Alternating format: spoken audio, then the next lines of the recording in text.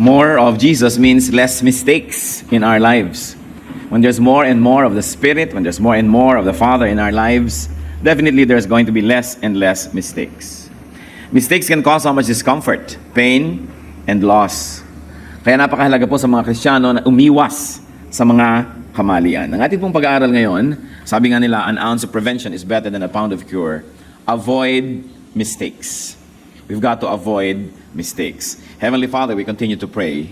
We continue to ask you, Lord, to infill us, empower us to understand, Lord, the mystery of your word, and give us the wisdom to apply such knowledge that you will give us now. Humihiling kami, Panginoon, ng simpleng mensahe magpapaalala sa amin kung sino kayo, sino kami, at kung anong dapat na gawin namin sa aming pang-araw-araw na buhay. Dumalapit kami sa inyo, Panginoon, na maaaring may mga iba't ibang pwedeng maging hadlang para pagpalain nyo kami. Kaya ang mga hadlang na ito, isinusuko po namin sa inyo. Be it attitude, be it sorrow or pain, be it discomfort, kung ano man, Panginoon, ang maaaring maging hadlang para lubos namin kayong marinig at lubos na dumali ang pagpapala nyo sa aming buhay, inilalapit namin sa inyo at isinusuko. At kami na pasasakop ng lubos sa inyo, Lord. We ask you to take over this place. We enthrone you, O God. Be the King of our hearts, and in the name of Jesus, we reject, rebuke, and drive away any presence of evil. Evil men and evil spirits, we do not forbid. We forbid to hinder the work of the Spirit. Lord, we place ourselves under your protection. You are our God, you are our teacher, you are our Father. May you speak powerfully. Gamitin niyo po ang inyong lingkod na tungtungan ng inyong paa. Maitaas po namin kayo at ang inyong karunungan maging amin. Lord, do your will. Teach us. In Jesus' mighty name we pray. Avoid mistakes. Atin pong nakikita na napakaraming mga pagkakamali ang maaaring maganap pagka tayo ay hindi nakikinig ng lubos sa Panginoon. Sa history po, sa Bible, sa ating buhay, there is a very long parade of mistaken people. A very, very long parade of mistaken people. Kaya dapat na tayong matuto sa parada na ito. Unang-una na si Adam and Eve. Ano po ang kanilang unang mistake? Eating the forbidden fruit. Si Cain, killing Abel. Si Lot, living in Sodom, compromising with sinners. Si Rebecca, ano po ang kanyang mistake? Playing favorites. Si Moses, disobeying God. Hindi niya po sino-obey ang God. At siya po ay minsan ay hinampas niya ang bato. Kaya naman, ang sabi ng Panginoon, kausapin lang niya yung bato at lalabas ang tubig. Hinampas niya po ang bato at lumabas yung tubig. Pero ang Panginoon ay inilala yung hindi pagsunod na yon ni Moses. Gehazi, misrepresenting the prophet Elisha and deceiving his master. At ganoon din naman po si Saul. Saul, ang kanya pong mistake was being jealous sa sarili niyang warrior and general na si David. Siya po ay nabugho. Judas Iscariot, anong kanyang mistake? Betraying Jesus. Ananias and Sapphira, they stole. Their mistake was stealing from God, from the church, and lying to Peter, lying to God's apostle. Yan po ang mga parada ng maraming mga pagkakamali. Even our relatives, our friends, and ourselves. Kasali din tayo sa parada na yan. The heart of the matter is how to avoid joining the long parade or how to avoid mistakes. Siguro po marami tayong mga kalagayan ngayon na malungkot, painful, sorrowful because of a mistake. Mistake natin, mistake ng mahal natin sa buhay, mistake ng mga may authority and influence over us. How do we avoid mistakes? First of all, know what is right. Know who is right. And of course, know what is right, and that is definitely God's Word. Kailangan kilala natin ang Panginoon. Kailangan kilala natin ang Kanyang salita at alam natin ang Kanyang turo. Matthew 22 verse 29, Jesus replied, "You are in error because you do not know the Scriptures or the power of God." Pagka hindi natin alam ang salita ng Diyos, ang tendency magkaroon tayo ng mga pagkakamali. Ang tendency ay gumawa tayo ng kabaligtaran ng itinuturo ng salita ng Diyos. Kaya ang sabi itong sumulat ng Psalm 119 verse 11, "I have hidden your word in my heart that I might not sin against you." So dalawa yung kanyang naiwasan sa pagtatago ng salita ng Diyos sa kanyang puso. Ibig sabihin ay sinasa ulo niya, ina-apply niya sa kanyang buhay. Hindi lang sa hindi siya nagkakamali, hindi pa siya nagkakasala sa ating Panginoon. And it's important to know what is wrong. Learn from wrongdoing. Learn from those who commit mistakes. Hindi natin learn by wrongdoing, but we should learn from the wrongdoing of many people and even our own wrongdoing. Kasi yung hindi clear kung ano ang tama at mali. At sa atin ngayon, maraming mga bagay na dating clear na mali, hindi naging clear ngayon. Yung dati na tinatawag na sinful lifestyle, tinatawag na kumisan ngayong alternative lifestyle. Yung mga dating very, very wrong ngayon to each his own ang policy ng mga tao. Ang inaapil ay human rights, mga kung ano-ano. Kaya hindi na nagiging malinaw ngayon kung anong right and wrong. All the more that the people of God must know and speak of what is true. God does not change. If 1 million people said that a wrong thing is now right to do, it's still wrong if God said so. Kung wrong yon. Kaya sino po yung blessed na person? Yung makakaiwas sa maraming mga mistakes. Psalm 1:1, blessed is the man who does not walk in the counsel of the wicked, or stand in the way of sinners, or sit in the seat of mockers. Pagka umiiwas tayo sa mga makakasalanan at hindi tayo na-influensya ng kanyang buhay, there is blessedness. How to avoid the long parade? How to avoid mistakes? Think of what is right. You not only know what is right, but you think of what is right, and you think right. Always think of what is right. Philippians 4:8, whatever is true, whatever is noble, whatever is right, whatever is pure, whatever is lovely, whatever is admirable, if anything is excellent or praiseworthy, think about such things. Siyempre, yung mga verses na binabasa natin, may mga original context at may original audience yan at may original intention yung nagsulat. Pero hindi natin maaaring i-confine lang yun doon kasi meron siyang mga universal truths that can be applied today. That's why the Word of God is powerful. And we are appealing to, and we are trying to look into the universal values of these verses, how they may be applied to our lives today. So kung ano yung totoo, kung ano yung mabuti, kung ano yung maganda, yun ang dapat iniisip. At nang hindi napupuno ang ating isip ng mga pangit at mga mali at mga hindi dapat. Kaya pinsanan ng pinag-uusapan natin na yan is to dwell on what is right. Immerse yourself on what is right and in what is right by letting the Word of Christ dwell in you.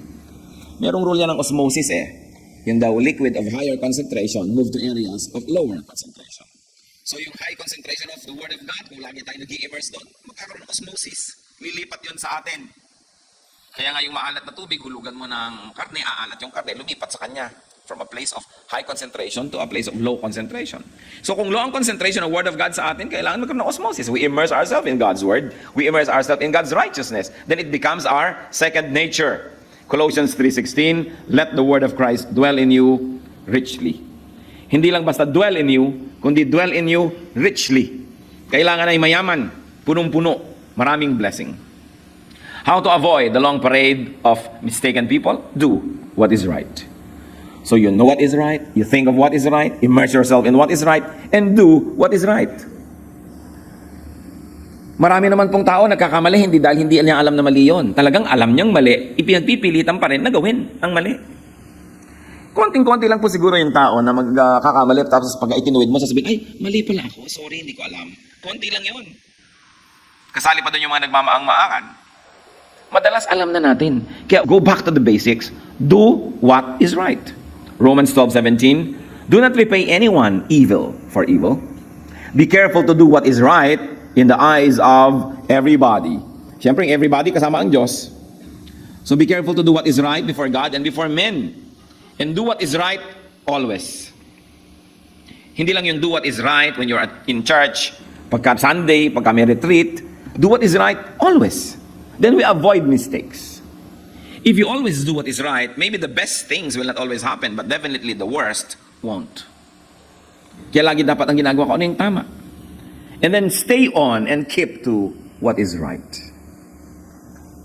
Keep to what is right.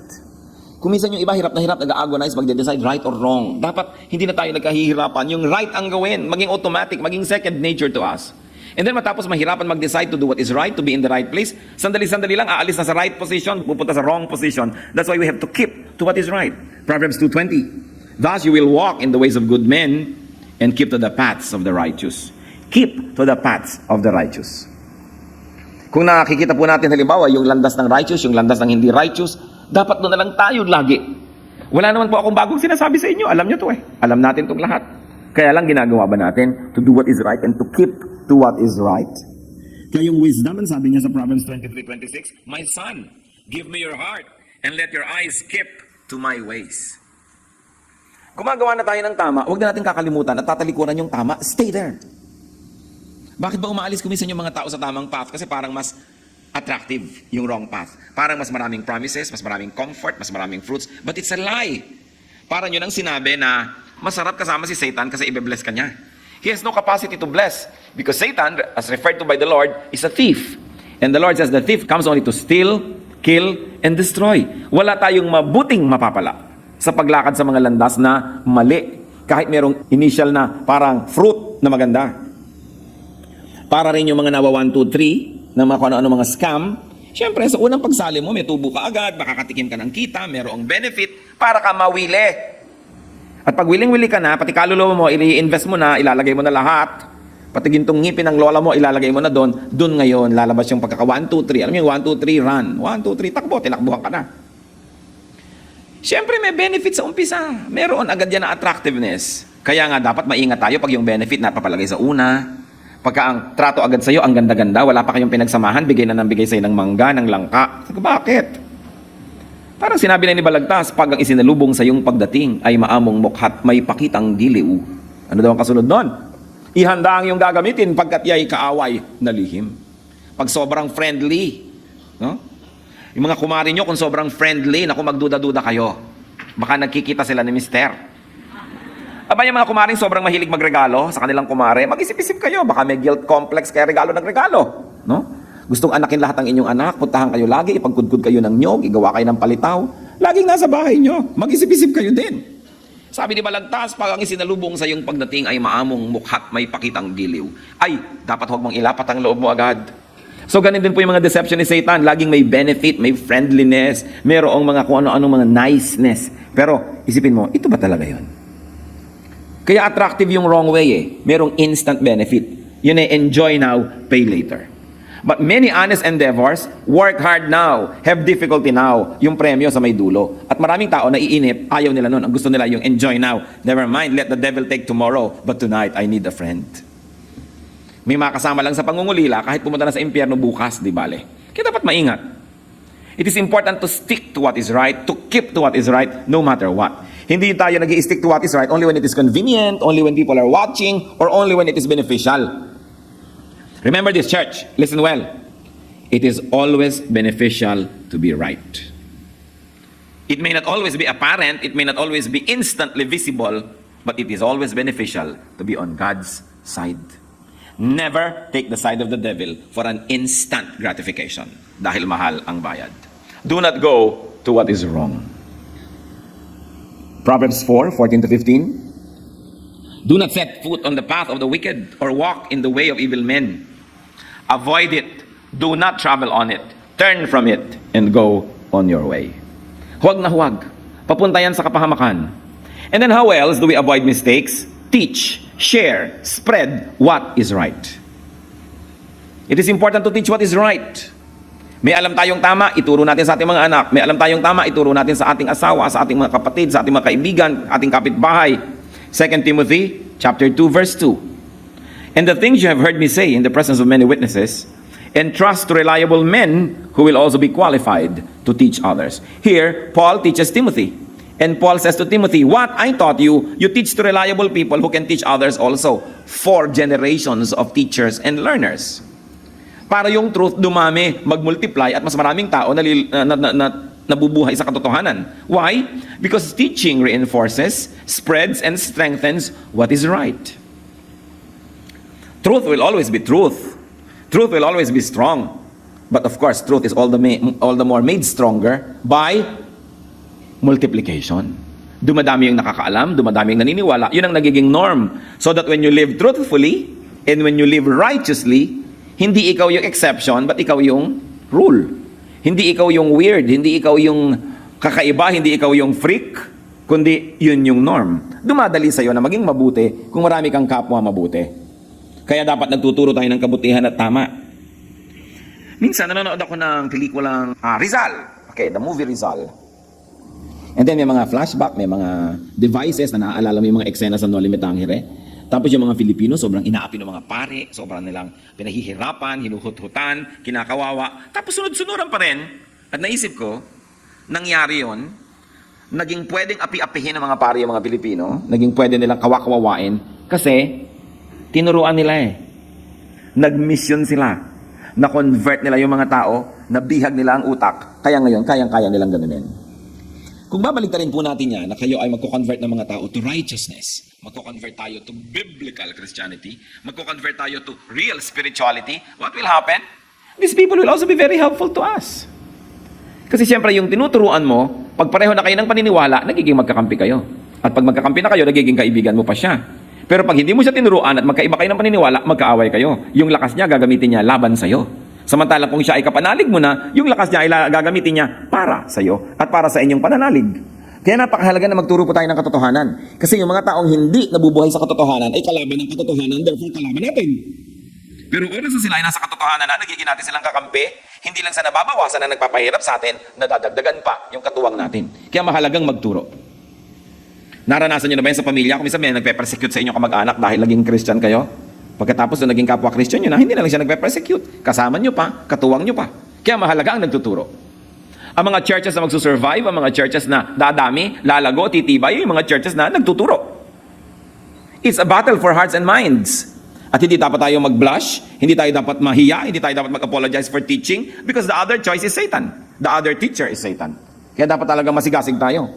By teaching what is right, we neutralize the enemies. Teaching neutralizes enemies.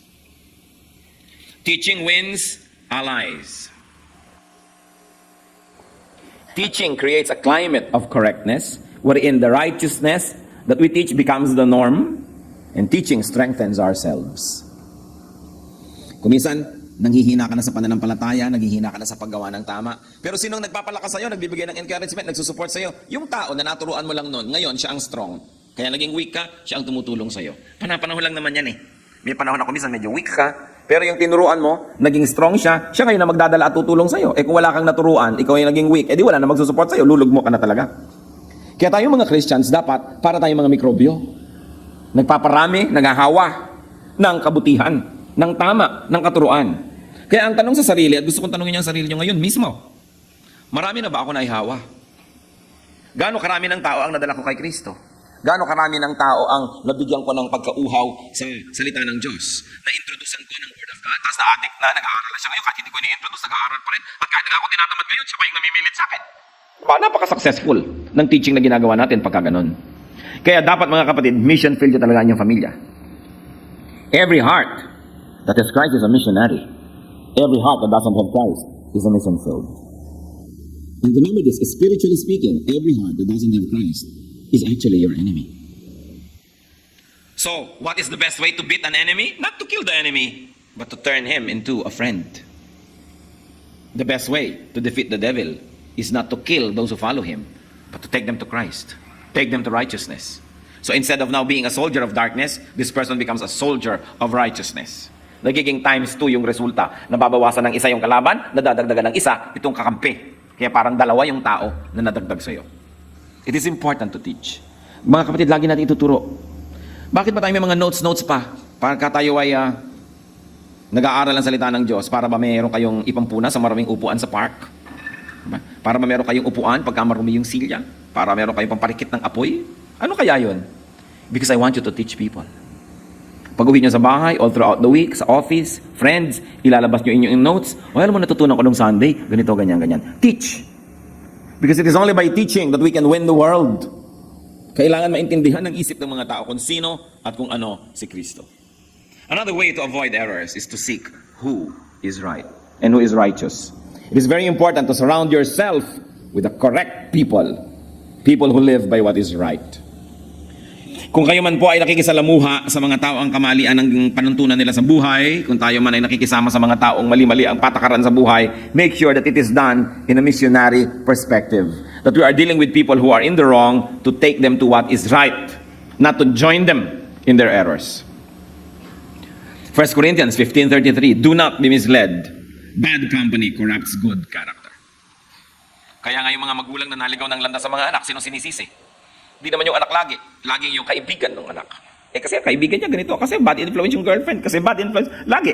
Totoo, merong bad influence. Kaya dapat hindi tayo nakikisama sa mga bad influence.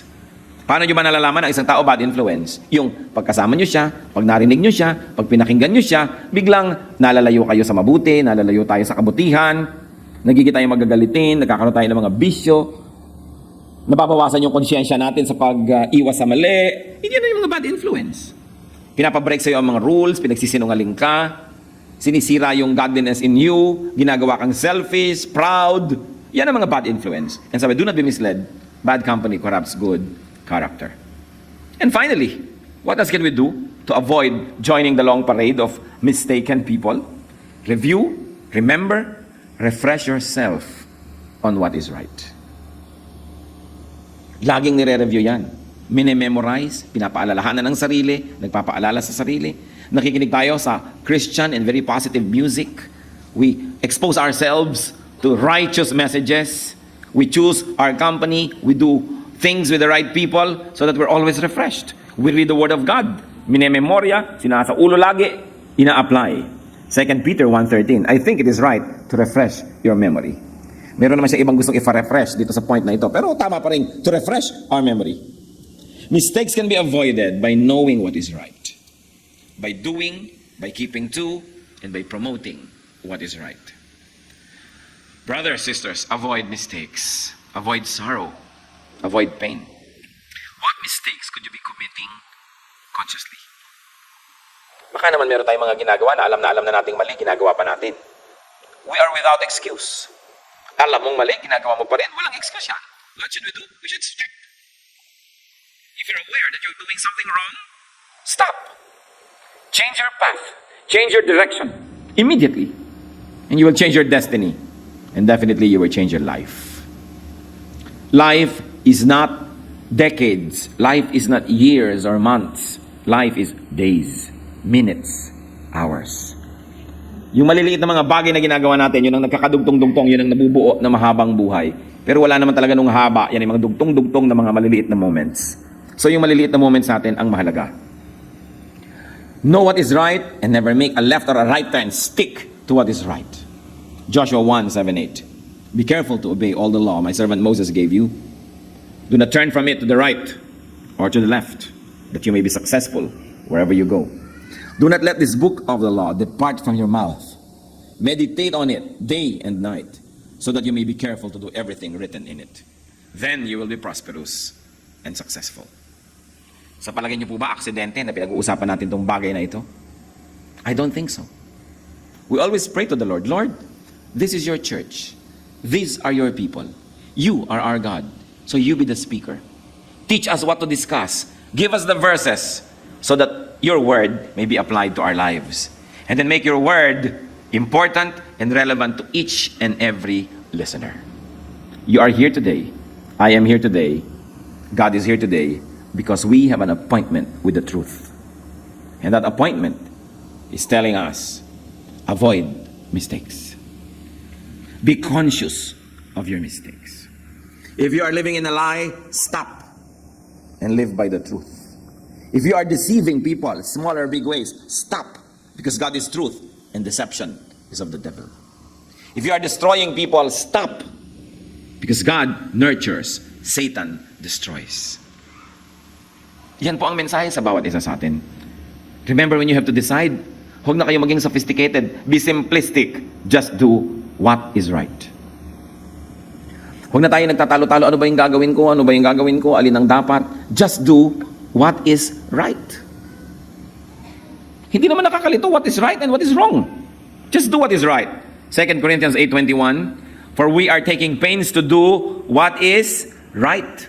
Not only in the eyes of the Lord, but also, church, in the eyes of men. Sabi dito, kami nagsisikap, magpapakahirap na gawin ko anong tama. Hindi lang sa paningin ng Diyos, kundi sa paningin din ng tao. In other words, do not only be righteous, we must also look righteous. Hindi sapat na tama ang ginagawa mo, dapat mukharing tama. Hindi sapat na wala kang maling ginagawa, dapat mukharing wala. Kasi kahit tama po ang ginagawa natin, pero mukhang mali, may nagkakasala pa rin, may natitisod pa rin, meron pa rin nadidiscourage. Kasi sabi, hindi lang sa mata ng Diyos ang paggawa ng tama, sa mata rin ng tao. But of course, yung kabaligtaran nun is, lalo naman dapat na hindi lang sa mata ng tao, dapat sa mata rin ng Diyos. Pero pag binaligtad mo, sasabihin kasi ng iba, ang mahalaga sa akin, ang Diyos, ang nakakaalam ng puso ko, wala akong ginagawang mali. Oo nga, pero mukhang meron eh.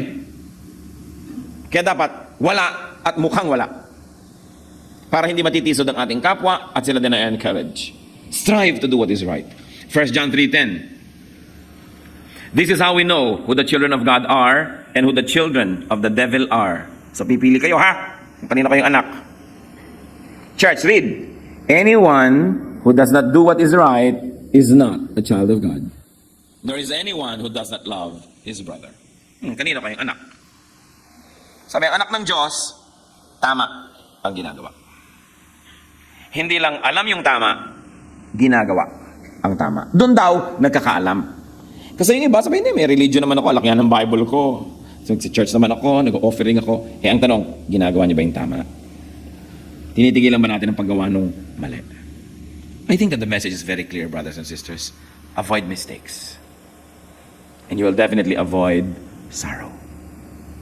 Our God is a God of righteousness. We should not thrive in mistakes. Especially kung alam na nating mali. Panginoong Diyos, kayong kumakausap sa amin. Kayo na relevant sa buhay namin araw-araw. Kayo na nagmamahal sa amin. May mensahe kayo para sa bawat isa sa amin. Ipakita mo sa amin ang aming katayuan, ang aming kalagayan. Kung ano man ang may mga natitira pa, maliliit mga mali na pamamaraan na alam namin mali, ituro mo sa amin, Panginoon. Hindi na kung anong mali, tamat sapagkat alam naman namin. Lord, strengthen us so that we may do what is right. At ang aming dalangin, Panginoon, yung inyo pong kabutihan, yung inyong katuwiran, maghari sa aming buhay. Kayo po ang siyang tunay na sinasamba namin. Kayo, Panginoong Jesus, ang Diyos ng aming buhay. Nais namin kayong sundin, nais namin mabuhay ng may katuwiran. Nais namin, Panginoon, maganap ang gusto mo sa aming buhay. Maghari po kayo. Pagliwanagin niyo ang katotohanan sa aming puso. Identify, Lord, and unmask all of these deceptions in our lives. And we pray, Lord, that your righteousness will prevail, that we will be able to avoid mistakes. Let's continue to be silent before the Lord. Continue to bask in the presence of the Spirit. Let the Spirit minister to each one of us silently.